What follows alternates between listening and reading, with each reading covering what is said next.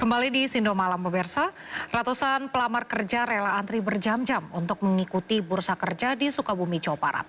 Pelamar kerja dari kalangan Gen Z berebut posisi pekerjaan sebagai kasir minimarket.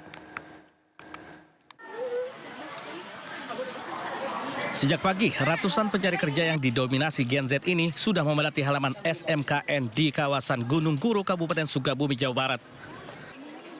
Bahkan ratusan pelamar dari berbagai wilayah ini rela berdesakan untuk bisa melamar 30 lowongan pekerjaan sebagai kasir minimarket. Mereka datang dengan membawa berkas lamaran untuk bisa bersaing dengan ratusan pelamar lainnya. Salah satu pelamar mengaku sulitnya mendapatkan pekerjaan, membuat dirinya terpaksa menganggur setelah habis kontrak dari perusahaan sebelumnya. Kalau di Sukabumi buat cari loker sendiri tuh susah ya, terbilang kecil peluangnya untuk cari loker itu. Apalagi kan buat kerja sama sumber daya manusianya itu lebih banyak SDM-nya gitu, sedangkan peluangnya sedikit. Sebelumnya video ribuan anak muda mengantri untuk melamar pekerjaan di sebuah perusahaan di Desa Kedung Kelor, Kabupaten Tegal, Jawa Tengah, viral.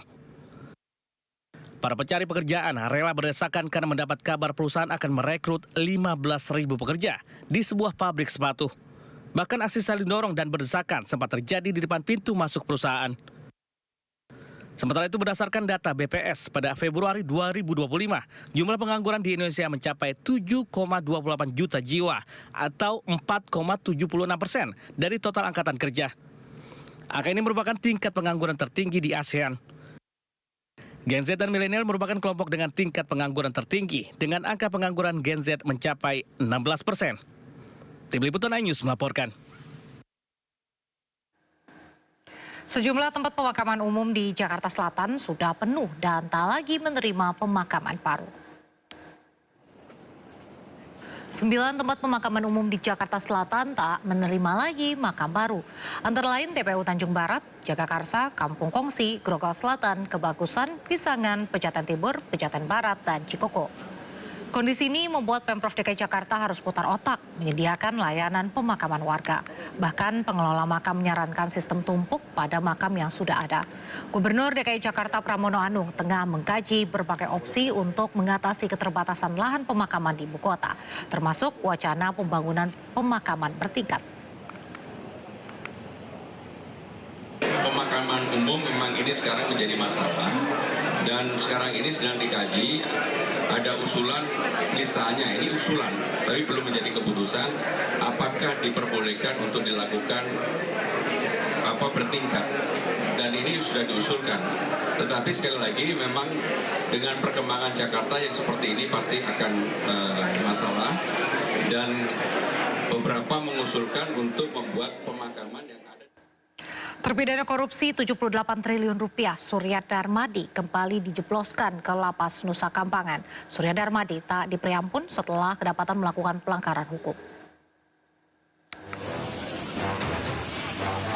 Lapas di tengah lautan itu dinilai cocok untuk Surya Darmadi. Pasalnya, Surya Darmadi nekat melanggar aturan dengan mampir ke kantornya usai persidangan.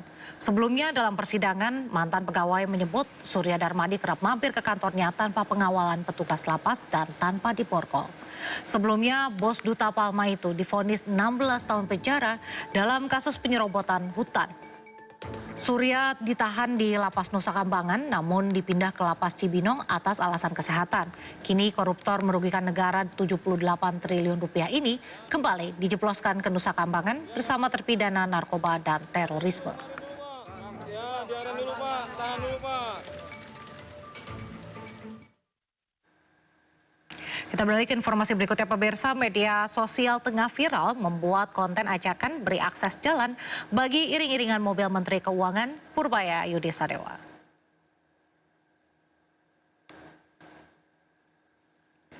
Ajakan memberi jalan bagi mobil berplat RI19 yang ditumpangi Menteri Keuangan Purbaya Yudi Sadewa viral setelah Menteri Keuangan menghadiri acara penyerahan uang sitaan negara di Gedung Kejaksaan Agung Senin kemarin. Ajakan ini ramai-ramai digaungkan di berbagai media sosial. Warganet mengajak iring-iringan mobil yang kawal Menteri Keuangan Purbaya harus diberikan jalan. Menurut warganet, Purbaya sedang memperbaiki perekonomian Indonesia sehingga jalannya harus dipermudah.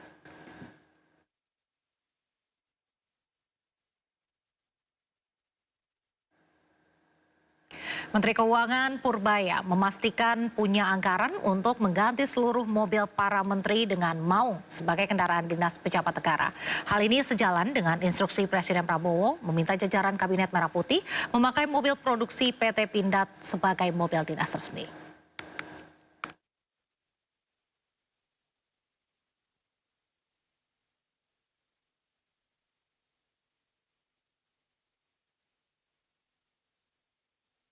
Rencana penggunaan mobil maung produksi PT Pindad sebagai kendaraan dinas para menteri, wakil menteri, dan kepala lembaga di Kabinet Presiden Prabowo Subianto semakin menguat. Menteri Keuangan RI Purbaya Yudi Sadewa memastikan rencana pengadaan kendaraan dinas jenis maung itu sudah masuk dalam perencanaan anggaran. Meski demikian, realisasi pembelian masih menunggu kesiapan industri dalam negeri. Tahun ini harusnya ada, cuman kan rupanya kapasitasnya belum cukup, jadi dibalikan tahun ini. Tahun depan saya nggak tahu seperti apa kesiapan industrinya, Pindadnya. Kalau siap ya ada uangnya. Tapi ditargetkan kapan itu kira-kira Pak? Untuk semua tergantung industrinya. Kalau saya kan targetin uang aja, uangnya ada. Nanti kalau saya masuk ke industri dibilang ikut campur. Tapi kita siap. Sebelumnya Presiden Prabowo Subianto dalam sidang Kabinet Paripurna di Istana Negara Jakarta Senin kemarin meminta seluruh menteri dan pejabat mulai menggunakan mobil maung sebagai kendaraan dinas. Hal ini menegaskan komitmen pemerintah untuk menggunakan produk dalam negeri. Dan sebentar lagi saudara-saudara semua harus pakai maung. Saya nggak mau tahu tuh.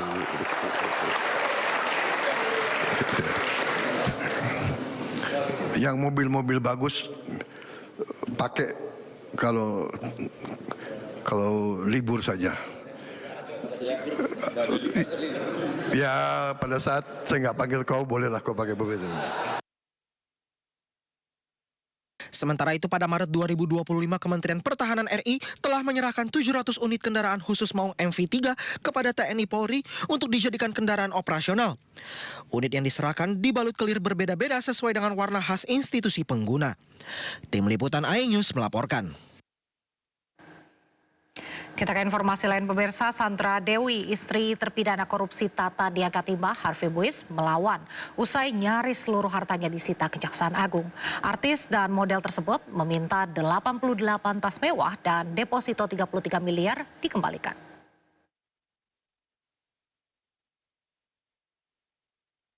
Artis Sandra Dewi melawan putusan pengadilan terkait penyitaan aset dalam kasus korupsi yang menjerat suaminya Harvey Muiz. Melalui gugatan ke Pengadilan Negeri Jakarta Pusat, Sandra Dewi meminta asetnya dikembalikan, yaitu berupa 88 tas mewah, 2 apartemen, deposito 33 miliar, dan sejumlah logam mulia. Dalam gugatannya, Sandra Dewi beralasan 88 tas mewah itu merupakan hasil endorsement sejak ia menjadi artis pada 2004, sehingga tidak terkait dengan korupsi suaminya. Sandra Dewi juga mengklaim memiliki perjanjian pisah harta pada 2016 sebelum ia menikah Harvey Muiz. Terkait permintaan Sandra Dewi, Kejaksaan Agung menyatakan siap menghadapi gugatan Sandra Dewi. Yang jelas penuntut umum siap untuk menjawab dan menerangkan apa-apa saja terhadap permohonan keberatan yang diajukan oleh saudara Sandra Dewi. Suami Sandra Dewi, Harvey Muiz, divonis 20 tahun penjara dalam kasus korupsi Tata Niaga Timah dan TPPU senilai 420 miliar rupiah. Seluruh asetnya disita termasuk tas mewah milik istrinya, mobil mewah, apartemen, dan deposito. Tim Liputan iNews melaporkan.